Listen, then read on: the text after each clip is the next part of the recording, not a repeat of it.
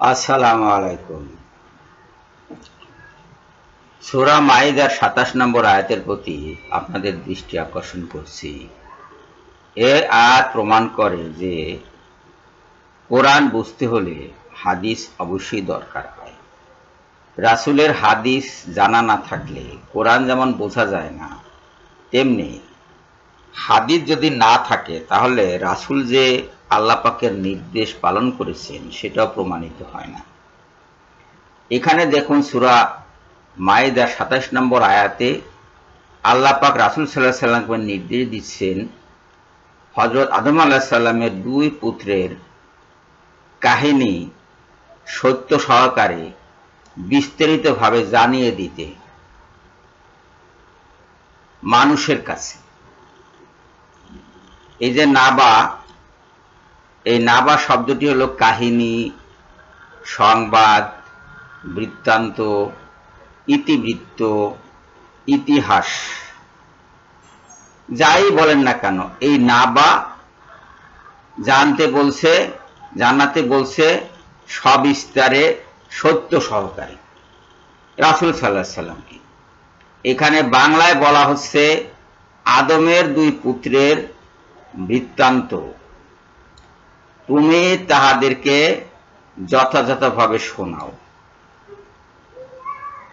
এখন এই বৃত্তান্ত কিন্তু রাসূল সাল্লাল্লাহু আলাইহি সাল্লামকে বলতে বলেছেন, শোনাতে বলেছেন আল্লাহ পাক। বৃত্তান্ত কিন্তু কোরআনে নাই। কোরআনে ইঙ্গিত দেওয়া হয়েছে, বিভিন্ন অংশের সারাংশ বলা হয়েছে, সেই বৃত্তান্তের বিভিন্ন অংশের সারাংশ বলা হয়েছে কোরআনে। এখানে হাবিল এবং কাবিল, হযরত আদম আলাইহিস সালামের দুই পুত্র হাবিল এবং কাবিলের বৃত্তান্ত শোনাতে বলেছে। হাবিল এবং কাবিলের নাম এখানে নাই। বাইবেলে এদেরকে বলা হচ্ছে আবেল অ্যান্ড কেন। ইংরেজি বাইবেলে, ইংরেজিতে তো সাধারণভাবে নামের বিকৃতি ঘটে, সেটা তো আপনারা জানেন, অসম্ভব কিছু না, হতেই পারে, এক ভাষা থেকে আর এক ভাষায় গেলে নামের বিবর্তন ঘটে। হাবিল এবং কাবিলের কাহিনী, এই হাবিল এবং কাবিল নাম দুটি কিন্তু এখানে নাই। হাদিস বিরোধীরা বলবে যে নাম দুটির দরকার কি? নাম দুটির দরকার এই জন্য যে তাদের তো নাম ছিল রে বাবা, নামহীন অবস্থায় তো তারা সব পৃথিবীতে বিচরণ করেনি। আদম আলাইহিস সালাম তাদের নাম রেখেছিলেন, এবং কে কাকে হত্যা করলো সেটা বোঝানোর জন্য এই নাম দুটি প্রয়োজন আছে, নাম দুটি দরকার। কোরআন বলছে কি, যখন তারা উভয়ে কোরবানি করিয়াছিল তখন একজনের কোরবানি কবুল হইল এবং অন্যজনের কবুল হইল না। সে বলিল, কে বলিল? এই যে দেখেন এখানে কার কোরবানি কবুল হয় না আর কার কোরবানি কবুল হয়েছে সেটা কিন্তু এখানে বলা হচ্ছে না।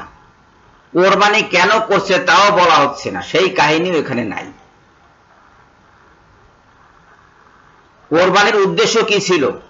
হাবিল এবং কাবিলকে কোরবানি করতে বলা হয়েছিল, যার কোরবানি কবুল হবে সে আকলিমাকে বিয়ে করবে,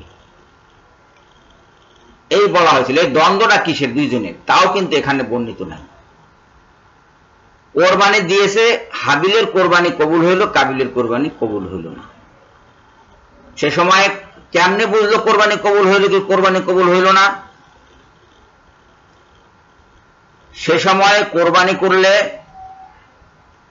পাহাড়ের দিক থেকে সাদা বর্ণের অগ্নি এসে যার কোরবানি কবুল হয়েছে তার কোরবানিকে জ্বালিয়ে দিত,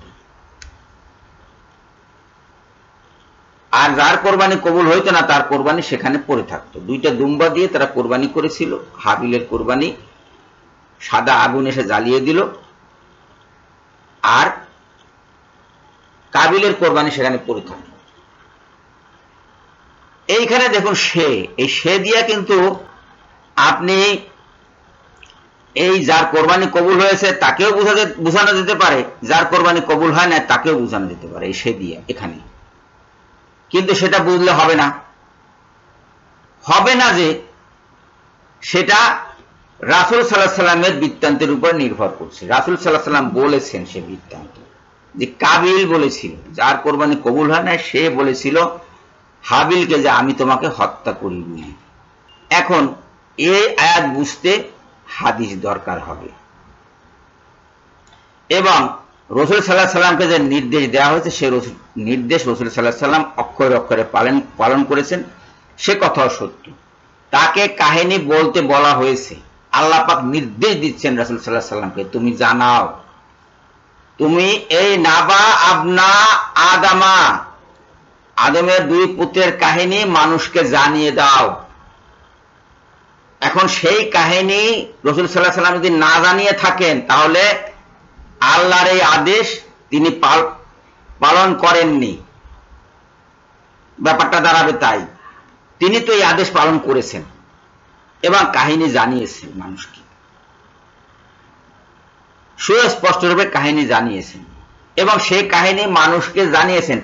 আল্লাহ পাক মনে করছেন যে এই কাহিনী জানা মানুষের জন্য দরকার, তাই তিনি শোনাতে বলছেন কাহিনী। এখন হাদিস বর্জনকারীরা বলবে এই কাহিনী দিয়ে আমরা কি করব, মানে আল্লাহ বলবেন একরকম, ওনারা করবেন আর একরকম। ওনারা দুনিয়ার সবচাইতে জ্ঞানী ব্যক্তি বলে ওনারা নিজেদেরকে মনে করছেন, কিন্তু আগামাতা কিছুই বোঝেননি। আর বোঝেননি যে সেইটা ঢাকার জন্য এখনই বলবে আমাকে যে আপনি তো কিছুই বোঝেননি। হ্যাঁ, আমি বুঝিনি, তোমাদের মতো বুঝিনি আমি। আল্লাহ মনে করছেন যে মানুষের এটা শোনার দরকার আছে, কাহিনী, আদমের দুই পুত্রের কাহিনী। সেই কারণে রাসূলকে নির্দেশ দিচ্ছেন বৃত্তান্ত বর্ণনা করতে। রাসূল সাল্লাল্লাহু আলাইহি সাল্লাম সেই বৃত্তান্ত বর্ণনা করেছেন। এই নব্য খারিজি সম্প্রদায়, খ্রিস্টান, ইহুদি এবং খ্রিস্টানদের অনুসারী, ইহারা শুনিবে না সেই কাহিনী। এই কাহিনী তাহাদের প্রয়োজন নাহি, কোন প্রয়োজনে আসিবে না তাহাদের। তাহারা কোরআন অনুসরণ করিবে। কোরআন অনুসরণ করিবে, কোরআন বলিতেছে যে এই কাহিনী তোমাদেরকে শুনিতে হইবে। রাসূলকে বলিতেছেন কাহিনী শুনাইয়া দাও তাহাদের, যাহাদেরকে শুনাইয়া দিবে তারা যদি না শোনে কাহিনী, তাহলে তো উভয় পক্ষে আল্লাহর আদেশ পালনে গাফিলতি হইল। রাসূল সাল্লাল্লাহু আলাইহি সাল্লাম যদি এই বৃত্তান্ত না বলেন, তাহলে রাসূলের পক্ষ থেকে গাফিলতি হইল। যদি মানুষ এটা না শোনে, তাহলে মানুষের পক্ষে গাফিলতি হইল। তারা আল্লাহ এবং আল্লাহ রাসূলের নির্দেশ যথাযথভাবে পালন করল না। আর এই কাহিনীটা যথাযথভাবে বলতে বলেছে, বিল হাক কি বলতে বলেছে, তার মানে পুরা কাহিনী বলতে হবে। এখানে পুরা কাহিনী নাই। কোথায় শিখবেন, কোত্থেকে জানবেন পুরা কাহিনী? হাদিস। এই লোকগুলা যতই গালাগালি করুক, বুখারী গং, অমুক সমুক তমুক, লাহুল হাদিস ইত্যাদি ইত্যাদি, কিন্তু এগুলা ইসলামের মৌলিক বিষয়, ফেলে দেওয়া যাবে না, ফেলে দেওয়ার সুযোগ নাই। ফেলে দিলে কোরআন অর্থহীন হয়ে যাবে, ফেলে দিলে কোরআনের আদেশ নিষেধ অমান্য করা হবে, ফেলে দিলে আল্লাহকে এবং রাসূলকে অমান্য করা হবে, যার শাস্তি কি জাহান্নাম। যারা আজকে অস্বীকার করছে, হাদিসকে যারা অস্বীকার করছে, তারা জাহান্নামী, যেই হোক সে, তারা জাহান্নামী। যদি তওবা না করে তাহলে বাঁচার উপায় তাদের নেই, এবং তাদেরকে যারা অনুসরণ করবে তাদেরও বাঁচার উপায় নেই। আল্লাহ আমাদের সবাইকে হেফাজত করুন, সবাইকে রক্ষা করুন এই জালিমদের হাত থেকে, এই জালিমদের অত্যাচার থেকে। সবাইকে ধন্যবাদ জানিয়ে এখনকার মতো বিদায় হচ্ছি। আল্লাহ হাফেজ।